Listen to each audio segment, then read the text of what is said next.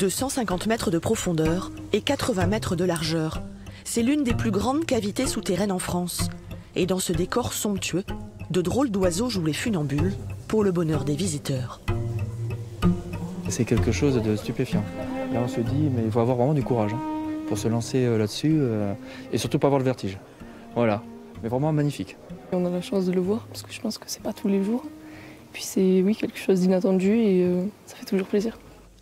Sur cette sangle, large de 2,5 cm, tendue au-dessus du vide, 9 pratiquants de slackline se succèdent. Une opportunité pour ces sportifs plus habitués à évoluer en plein air.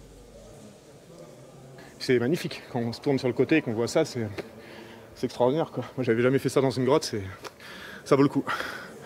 En soi, c'est pas une ligne très difficile ou un environnement très difficile, c'est juste que, vu que c'est la première fois qu'on l'appréhende, c'est ça qui est dur à gérer, quoi, surtout.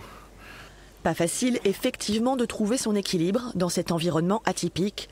Derrière l'apparente légèreté de cette danse aérienne, la slackline exige une concentration de chaque instant. C'est beaucoup de mental, c'est pas que du physique. Et il faut arriver à garder vraiment, je dirais, la verticalité de notre corps par rapport à un ensemble pour pouvoir marcher, quoi. Dès qu'on la perd, on voit qu'on tombe. Donc on est accroché, bien sûr, on risque rien, mais c'est un combat en fait personnel, quoi.